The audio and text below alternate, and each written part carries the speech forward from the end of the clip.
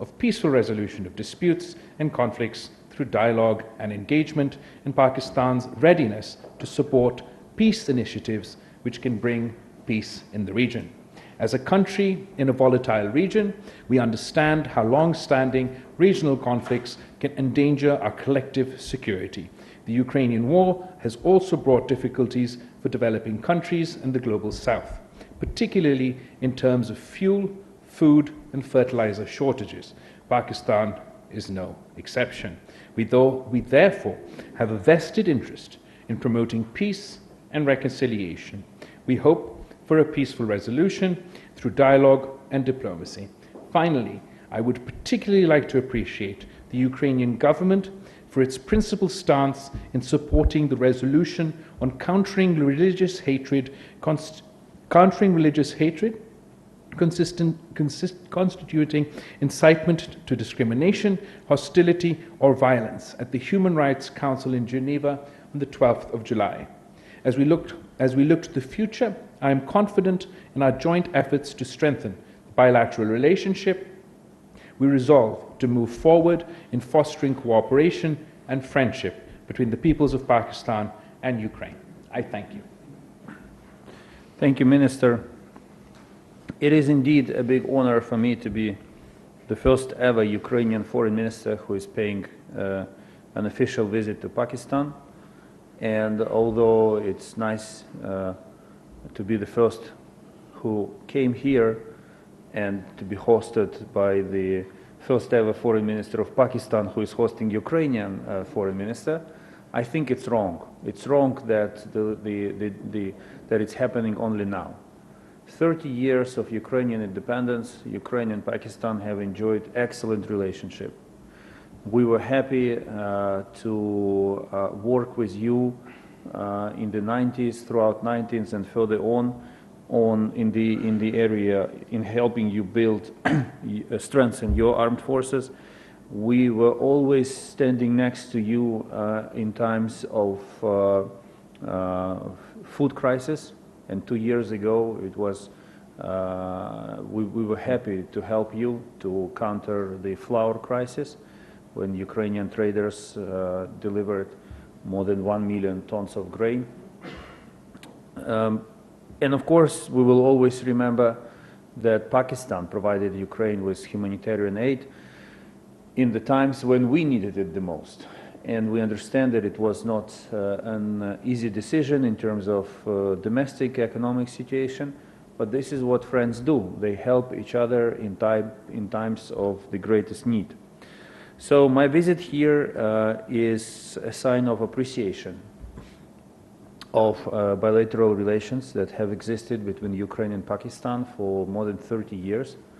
But we also tried to look into the future. And today I mentioned to my dear colleague and friend that war does not stop life. And we are thinking of how we were discussing today how we can boost trade, how we can solve existing problems for Pakistani students who had studied in Ukraine before the war began, and how we want to develop cooperation in this area. I briefed Minister about the opportunities Ukraine offers in the area of digitalization of state services to make government more convenient to engage with for its own citizens. We were really I think it will not be exaggeration to say that today we were looking into the future of our bilateral relations and what we can do together. And as Bilawal mentioned, yes, we agreed to reinvigorate some of our bilateral mechanisms. We will be looking forward to holding the inaugural meeting of the Ukrainian-Pakistani Commission on Economic Cooperation. And one more issue that became particularly topical since Monday, it's the future of the Black Sea Grain Initiative. I briefed Minister about the rationale behind Russia's withdrawal from this initiative, about its consequences for global food security. We regret that it will be Ukraine, countries of Asia and Africa who will suffer the most from Russia's withdrawal. By doing so, Russia significantly undermined global food security, and we already see prices going up. I reiterated to Foreign Minister that Ukraine considers Pakistan a good partner, and we are ready to work with your country on specific arrangements in the area of food security. And we will also appreciate if Pakistan voices its support of the continuation of the Black Sea Grain Initiative, and I was happy to hear from Bilawal that Pakistan will engage in this matter with the United Nations and Turkey as facilitators of the Black Sea Grain Initiative. Thank you once again for this visit. I will be looking forward to hosting you in Kiev one day. Our nations have to meet more and talk more at all levels for the benefit of our people. Thank you. Thank you. We'll open the floor now. Mr. Raja Mohsin Ejaz of ALY. Thank you very much, sir. My question was to our visiting dignitary. Sir, what brings you to the Pakistan, given the significance, because you are the first foreign minister of Ukraine to visit Pakistan in 30 years? Thank you very much. I think I already answered your question, but now, in addition to the reasons I mentioned, it was definitely worth coming because I enormously enjoyed Pakistani food, especially the dessert whose name I forgot. Kulfi. Yes, especially the dessert. But the rest part of my answer is in everything that I said that I said before. But really, by all accounts, our bilateral relations deserve more frequent contacts and engagement between governments at all levels, because even when we go through every issue on our speaking points, we realize how filled our relationship is. And there are so many things that we can do together and help each other with. Mr. Anas Malik, Capital TV. Capital TV. क्या हुआ आपका उसका? Working as well. Anas Malik from Beyond. Okay. Let's put it this way. So my question is addressed to both the foreign ministers and Foreign Minister of Pakistan and Foreign Minister of the visiting dignitary. The UN brokered grain deal. You've commented on that it is at a standstill right now. We've heard your comments. I would want the spotlight on the Pakistani side. Would you want to see its resumption or urge a resumption?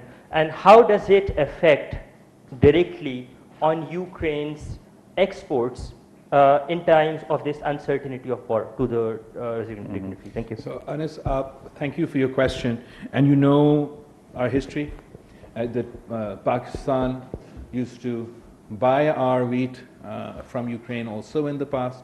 The Pakistani people enjoy Ukrainian wheat. And as soon as the war started, the consequences, particularly for the developing world, insofar as food security, I raised many times when we were shortly in opposition and then we came into government. The Black Sea Grain Initiative was heralded at the time of its announcement, and most of us in the developing world breathed a big sigh of relief, and that this would address in a large way the issues and challenges that we faced with food security. Like other developing countries, food inflation and supply disrupts resulting from supply chains disturbances due to the conflict has severely impacted Pakistan. The Black Sea Grain Initiative was a positive undertaking. The United Nations, Turkey, and Ukraine and Russia. It is not only in our interests We believe it is in the developing world's interest that this grain initiative is restored. I will be reaching out to the United Nations Secretary General, to my counterpart in Turkey, in Russia, to discuss Pakistan's concerns and our desire for the Black Sea grain initiative to be restored. You have to understand what happened. So last year, Russia attacked Ukraine and blocked our ports. Food prices all over the world immediately went up. Black Sea, we had to find the way to export our grain to the global market. The best way is by the sea. The alternative way is by land corridors through the countries belonging to the European Union. We have achieved a lot in extending the land corridors, and my point number one, there are ways to export Ukrainian grain from our country to global markets. So it's not that things are completely locked up. But the problem is that taken all together, land corridors cannot export full amount of cereals available for export. This is the issue, which means that prices will go up because of the shortage of delivery. Russia said, don't worry, Russia have enough of grain to replace Ukrainian grain on the global market. But first, this looks, there is a fly, I hope it's not Russian flight, right? Sorry. Do we have a big embassy here? But the Russians, what the Russians have done, they're trying, literally saying that we simply destroyed our competitor.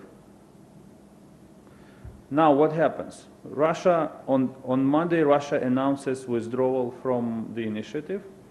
On Wednesday, they attack Ukrainian ports with missiles, destroying port infrastructure, basically making it even harder for us to restore export.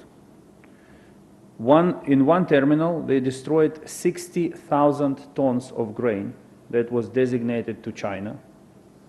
It means that 60,000 tons of grain will never make it to the people who want to buy bread at reasonable price. And as prices go up, Russia is increasing its exports of grain, making more money for its war machine and for its shattered economy. So they say tons of things about their interests not being met, about disrespect shown to them. The real essence of what Russia has done is money. They want to make more money. They want to remove competitor from global market.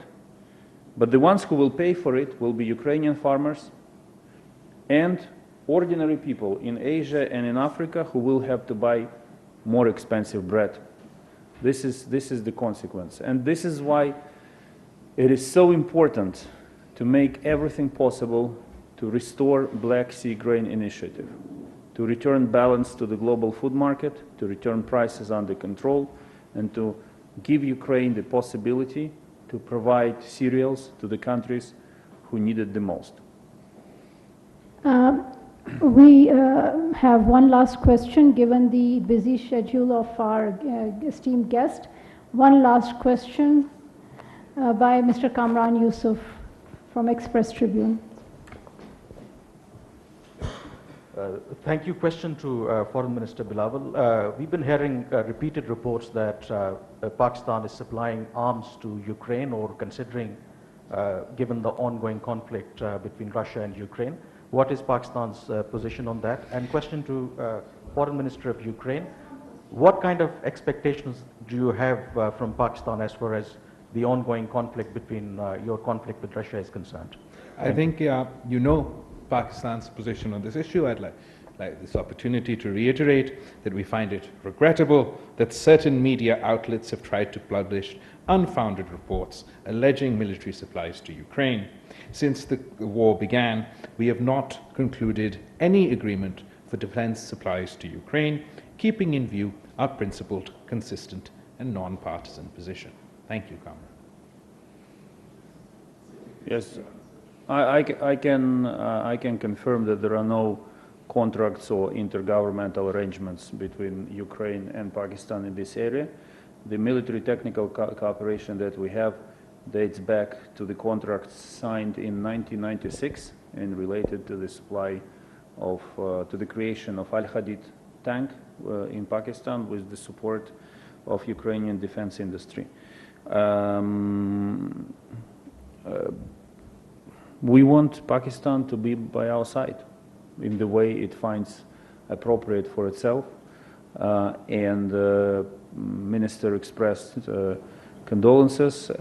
We know that Pakistan supports our territorial integrity, and the rest is in the hands of the Pakistani government to choose appropriate forms of finding the way to support a country that is fighting for its sovereignty and territorial integrity against a much stronger neighbor. Okay, thank you everyone. That concludes the session. That's it. Thank you guys. बहुत शुक्रिया. बिलावल भुट्टो सरदारी Ukraine के वजीर खारजा Dmytro कोलिबा के हमरा press conference कर रहे थे। उन्होंने कहा कि रूस और यूक्रेन का मसला बातचीत के जरिए हल किया जाए। पाकिस्तान खित्ते में अमन का ख्वाहां है। वजीर खारजा ने कहा कि दोनों मुल्कों के दरमियान तजारत को बढ़ाना चाहते हैं। यूक्रेनी वजीर खारजा ने कहा कि मैं यूक्रेन का पहला वजीर खारजा हूँ जो पाकिस्तान का दौरा कर रहा हूँ और यूक्रेन पाकिस्तान के साथ माजी में दिफा के शोबे में काम कर चुका है। यूक्रेन खुराक के बहरान में पाकिस्तान की मदद करने पर खुशी महसूस करता है। मेरा दौरा पाकिस्तान और यूक्रेन के दो तरफा ताल्लुकात के फ़रोग़ के लिए बेहतर है। उन्होंने ये भी कहा कि पाकिस्तान और यूक्रेन के दरमियान अच्छे ताल्लुकात के हम ख्वाहां हैं। खबरों का सिलसिला जारी है, शामिल करेंगे ब्रेक। देखते रहिए अब तक।